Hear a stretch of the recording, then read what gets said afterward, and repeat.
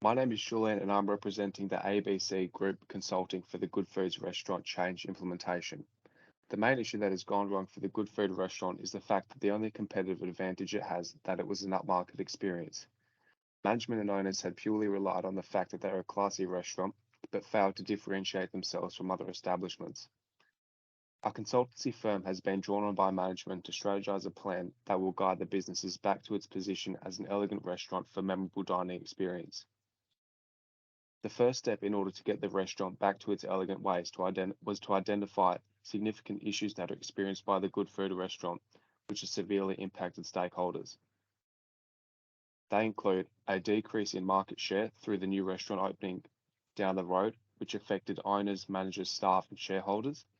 The downturn in trade, which impacted owners, managers, staff, shareholders, and suppliers, whilst a lack of enthusiasm affects owners, managers, staff, and customers. The decrease in market share would be an external driver for change, whilst the downturn in trade and loss of staff enthusiasm would be classified as internal drivers for change. External drivers of change can include drivers that arise outside of the control of the Good Food Restaurant. In this case, this includes competition, innovation, and change of labour market, whilst an internal driver of change is defined as a change that should be initiated within the organisation in order to improve reputation, frequency of clients, and workplace morale. I'll now hand over to my colleague Ifra to discuss the Kurt-Lewin theory. As discussed, we are redefining those problems for change using the Kurt-Lewin theory. This is a suggested model, which is a very straightforward and useful tool for comprehending how change occurs. I will now guide you to the second slide of the poster, where I'll be discussing the group dynamics. Employee involvement is a necessary and integral part of managing change in any organization. The management can use this opportunity to gain feedback from the employees by meeting with the staff face-to-face and listening to their concerns. The managers can analyze the responses using an employee survey to better implement the correct actions based on the feedback. This ensures all employees are on board to the necessary changes. The second section of the theory describes how to comprehend the factors driving change, and the field resistance is studied. In this case, the drivers of change mentioned before by my colleague were both internal and external. The first step to combat the drivers of change is by proposing the umbrella strategy that considers both a planned and emergent approach. Businesses who remain open to more than one strategy can implement change more effectively. From the resources perspective of change, change can help a company identify strategic resources for a competitive advantage. As shown in the case study, the external environment has a direct influence on the restaurant, creating a financial loss due to the decrease in bookings and the competition next door. Secondly, the psychological perspective. It imposes a variety of abilities from change managers in order to evaluate individual reactions and potential resistance to change, particularly with the employees who are directly affected. The problem in this case being that the staff have lost their spark. It is the manager's duty to manage the resistance of change using the group dynamics suggested previously. Lastly, the institutional perspective suggests businesses must change and adapt to forces such as economic, social, and technological to remain a competitive force. This perspective is relevant due to the restaurant not changing their strategy.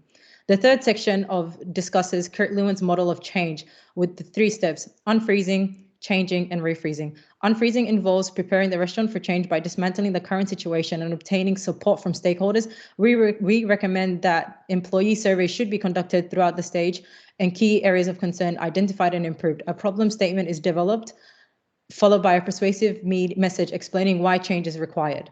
The changing stage involves implementing the changes, considering both planned and emergent approaches using the umbrella strategy, and considering all managerial options and feedback.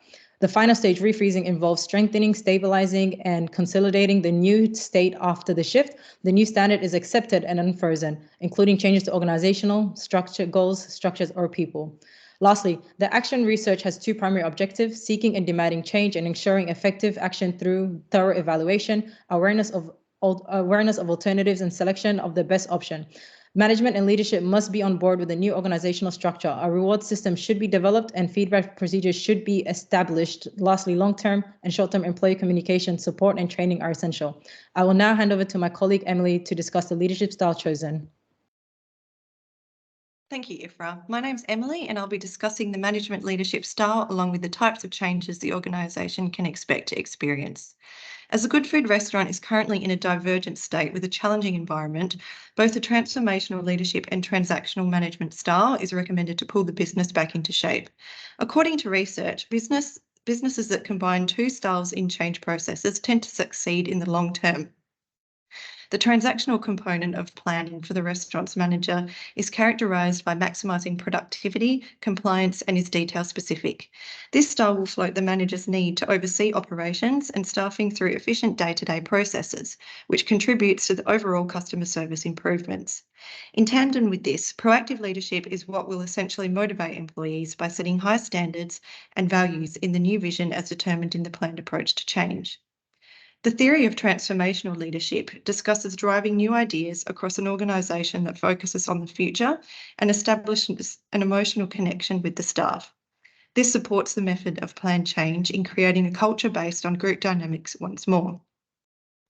The main objectives of transformational leadership is to encourage groups members' growth, foster loyalty, and build confidence in them. The application of both styles is critical in this case to see the successful change at the Good Foods restaurants, as emphasis is placed on encouraging group members to support one another and to deliver quality work while moving forward with the new changes. The Good Food restaurant may anticipate witnessing two distinct types of change, incremental and revolutionary change.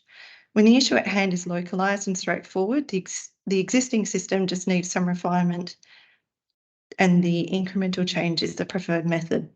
The goal of an incremental change project is to implement a specific modification to the way things are done now so that it can be determined whether the resulting situation is an improvement. The revolutionary change type is rapid and intense in nature and is often associated with a shift in the attitude of an organisation's staff. The change type is identified in the case for the Good Foods restaurant when there is an unexpected competition arises, and again further supports the sudden change in staff morale, which together has a flow-on impact to a downturn in trade. We thank you for listening to our proposal and look forward to working with you to implement successful change across the Good Food restaurant. We're confident that with these changes, the organisation will regain its strong competitive position as a leader in fine dining.